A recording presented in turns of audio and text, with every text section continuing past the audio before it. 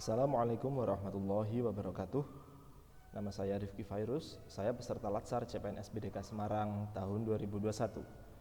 Pada video kali ini saya akan mempresentasikan materi tentang manajemen ASN yang menjadi bagian dari materi Latsar CPNS BDK Semarang tahun 2021.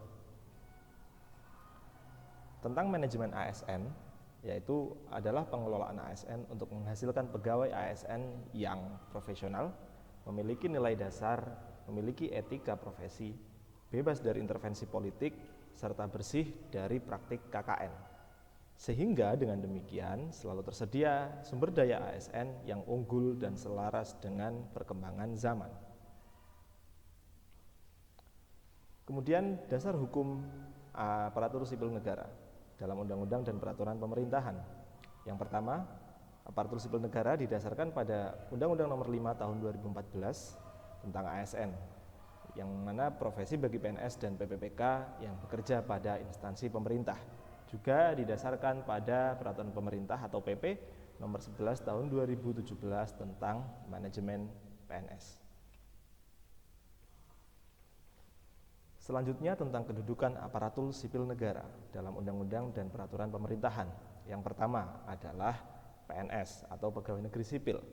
PNS adalah warga negara Indonesia yang memenuhi syarat tertentu, diangkat sebagai pegawai ASN secara tetap oleh pejabat pembina kepegawaian untuk menduduki jabatan pemerintahan dan juga memiliki nomor induk pegawai atau NIP yang berlaku secara nasional.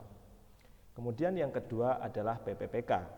PPPK adalah warga negara Indonesia yang memenuhi syarat tertentu, diangkat oleh pejabat pembina kepegawaian berdasarkan perjanjian kerja sesuai dengan kebutuhan instansi pemerintahan untuk jangka waktu tertentu dalam rangka melaksanakan tugas pemerintahan.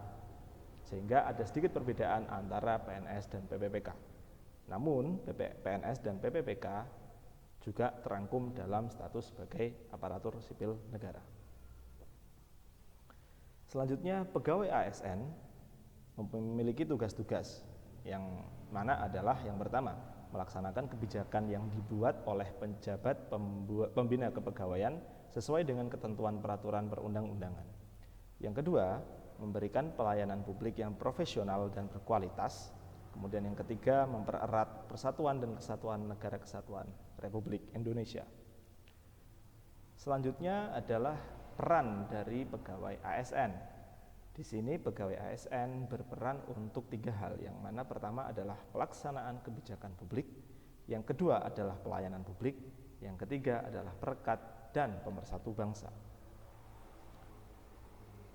Kemudian hak dan kewajiban ASN. Untuk hak dan kewajiban ASN ini dibagi menjadi dua, yang pertama adalah hak PNS, yang kedua adalah hak dari PPPK. Hak PNS dan hak PPPK hampir sama, akan tetapi yang membedakan adalah bahwa pada hak PPPK tidak tercantum jaminan pensiun dan hari tua.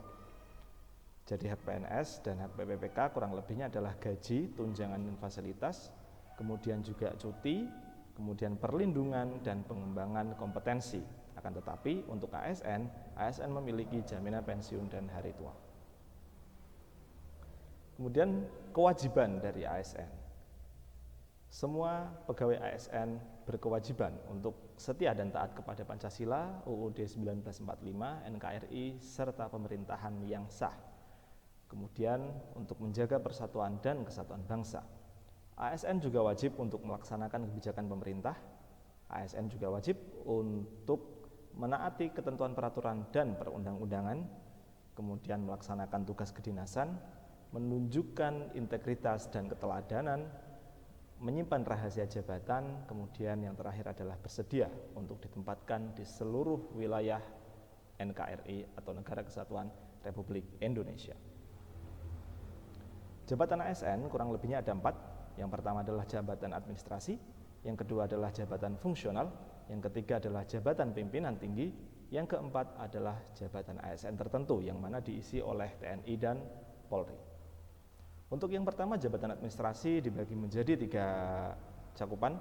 Yang pertama adalah jabatan administrator, kemudian yang kedua adalah jabatan pengawas, yang ketiga adalah jabatan pelaksana.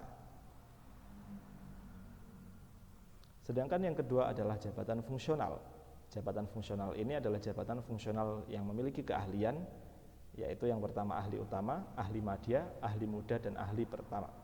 Kemudian jabatan fungsional keterampilan. Jabatan fungsional keterampilan memiliki 4 tingkatan, yaitu penyelia, mahir, terampil, dan pemula. Selanjutnya jabatan ASN untuk jabatan pimpinan tinggi. Ada jabatan pimpinan tinggi utama, jabatan pimpinan tinggi madya, dan jabatan pimpinan tinggi pratama. Sebagai pegawai ASN, untuk jenjang karirnya digunakan sebuah sistem yang disebut dengan sistem merit. Apa itu sistem merit ASN?